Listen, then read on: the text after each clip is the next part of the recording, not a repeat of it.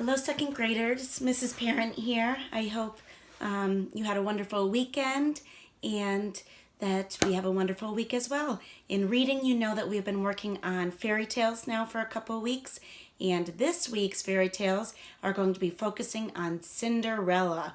Now, don't worry, I have lots of books that everyone will love. A lot of different versions that are really awesome. So, a lot of twists on the traditional fairy tale, and I think you'll really enjoy them. So the story I'm going to read today is called Cinder-Elly by Frances Minters and illustrated by G. Brian Karras, and it's published by Picture Puffins.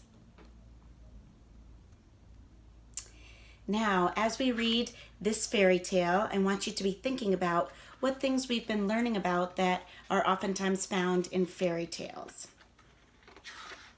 Maybe the hero, the villain, all the characters, where it happens. Once upon a time, right? That's one of our noticings that is in a lot of fairy tales. Or so they tell me, there was a girl called Cinder-Elly.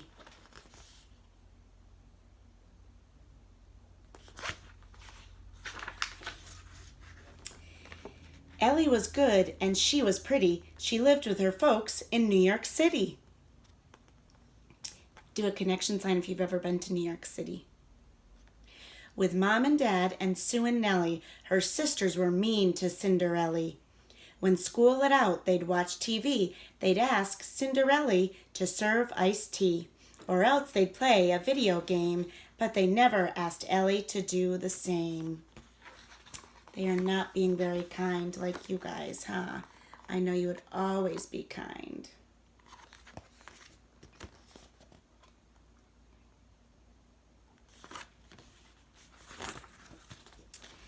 Sometimes when Ellie was washing the floor, they'd slide across it and out the door. What do you think would happen then? Why, Ellie would have to wash it again.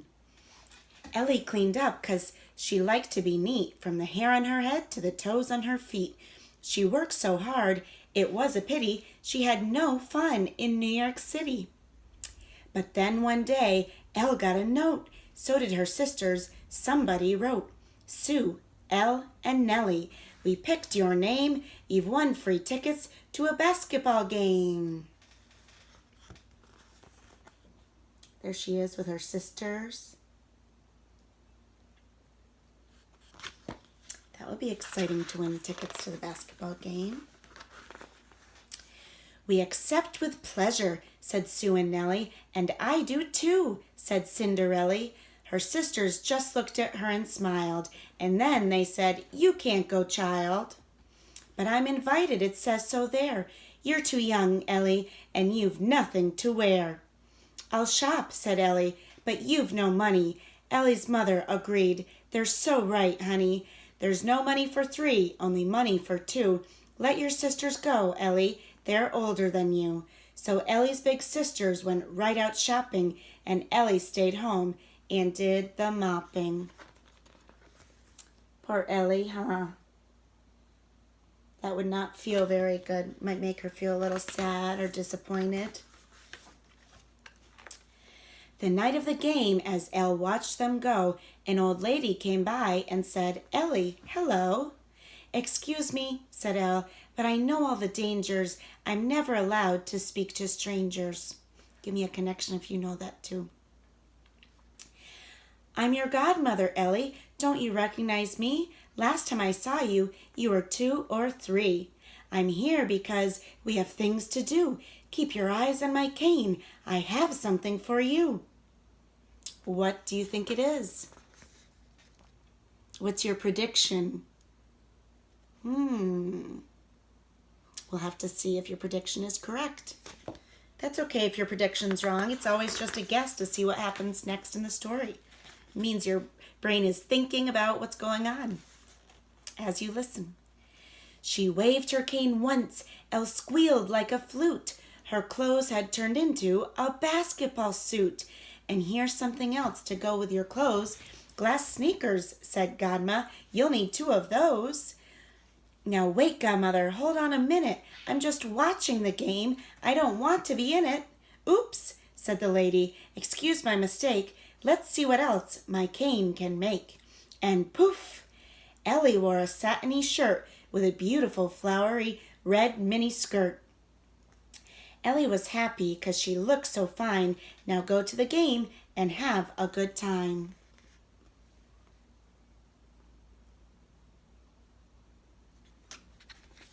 So one setting, the first setting is at our house. It sounds like another setting of the story is at the basketball game. "Thank you, dear Godma. I'm glad that you came, but how am I going to get to the game?" "That's an easy one, dear. I've got a plan. I'll send you off on this old garbage can." She waved her cane and said, "Kerplike." Ooh, this is another story element. Magic, right, is in many, many fairy tales. The garbage can became a bike.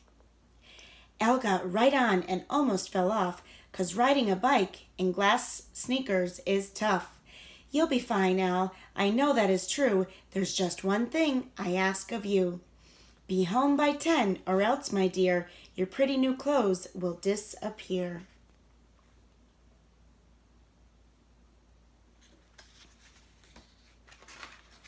What a kind Godma, huh?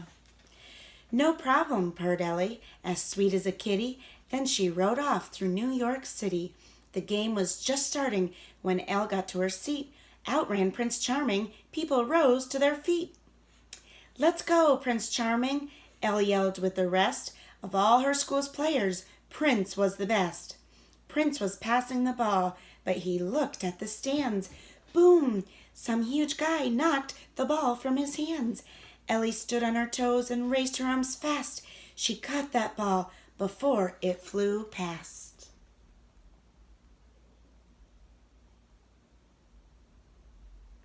So in reading, oftentimes we describe characters too.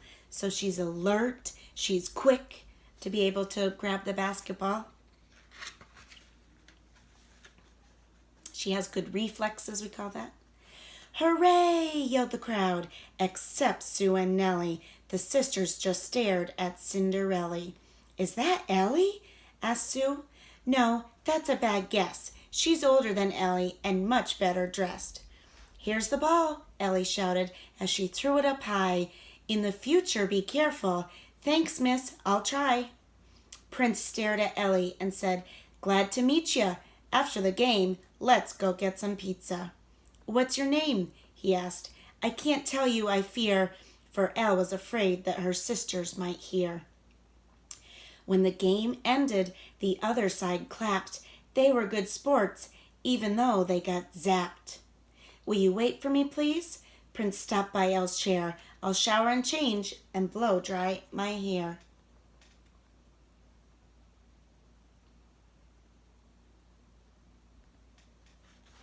You can do a connection if you've been to a basketball game or played basketball. Elle stayed till the clock blinked 9:58. In 2 more minutes, she would be late. She got up and ran. It's sad, but it's true. A lace came undone, and she lost a glass shoe. But she couldn't stop now, so she hurried on. All she saw was a trash can. Her bike was gone. Ellie waved at the can and she said, "Kerplike," but the can wouldn't change back into a bike. Then she looked at her clothes. "Oh no, they're the same as the ones I was wearing 'fore Godmother came." She waved at her clothes. Poof, they didn't change either. "Where's Godma?" she wondered, "now that I need her."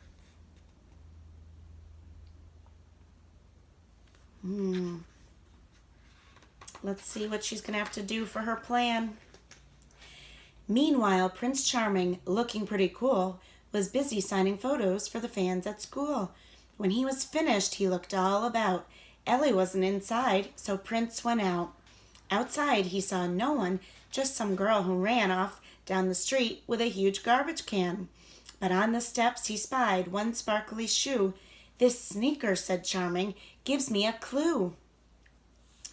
Next morning, Cinder-Elly tried giving Prince a call, but his number wasn't listed in the book at all. At the same time, Charming sat at a table. He drew the sneaker as well as he was able. When I was growing up, you would have to look up friends' phone numbers in the phone book. Or when your parents are growing up. Now, you guys have the internet. Or you text your friend or email. Beneath it, he wrote, "For all to see, if you lost this sneaker, please telephone me." Then he wrote his name and phone number too. He went to the copy shop to print a few. Prince taped his copies, once they were complete, to every single lamppost on that busy street. Many women phoned him with feet too big or small. Prince Charming wasn't happy. Won't the right one ever call? Hey gang, look out. Here's Sue, here's Nellie, with a poster to show to Cinder-Elly. Let's call up Prince, said Sue and Nellie. That's not your shoe, said Cinder-Elly.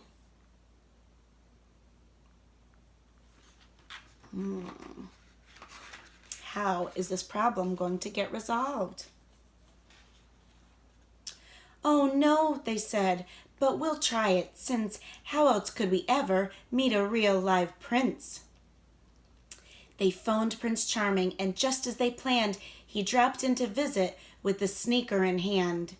Prince was surprised by Nellie and Sue. He said, "I don't remember either of you." Sue tried the shoe and fell down flat. "Poor Sue," laughed Nell. "Your foot's too fat." She is not being very kind, huh? Next, Nellie tried and went into a tizzy. The shoe was so tight it made her feel dizzy. Then Ellie came out from where she'd been looking. Her sisters yelled, "Ellie, go back to your cooking."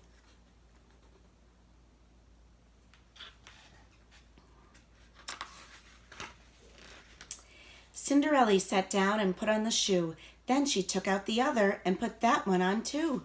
"Excuse me," called someone. "May I come in?" "Please do," said Ellie. "Godma, where have you been?" "I've been busy," she answered, "but I know my duty to see Cinder-Elly and her friend Prince Cutie." "Prince Charming," he corrected. "Well, how do you do? It's time you saw Ellie in the clothes that you knew." Poof, poof, she waved. Ellie's clothes became the ones she had worn to the basketball game. "Yikes!" screamed the sisters. "Shush," Godmother told them. "You deserve a good scolding." And she started to scold them. Probably telling them how rude they've been and how it's always better to be kind. We need to take care of our family members like our siblings. "You're forgiven," said Ellie. "I'm sure that you've seen that it's awfully wrong to be terribly mean." That was very kind of her as well. "You're right, Cinder-Elly, and we promise we know it. If ever we feel mean again, we just won't show it." Prince said to Ellie, "Let's go spread the news." "Wait," Prince said Ellie, "till I change my shoes." They walked down the street, holding hands pretty snappy, and everyone lived forever happy. And oftentimes in fairy tales, they usually end with a happy ending. Now, who do you think were the villains in the story or the mean characters?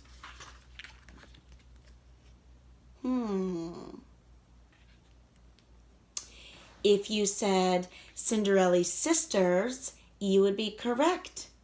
They definitely did not treat Cinder-Elly very kind, but they were able to change and be more kind and loving at the end. So I think they learned their lesson. Now, who do you think the hero is? And there can be a couple different ones, but maybe Fairy Godma, because she was able to save the day for Cinder-Elly. Or Cinder-Elly at the game when she caught the basketball. But I hope you enjoyed this version. Cinder-Elly. Have a great rest of your day.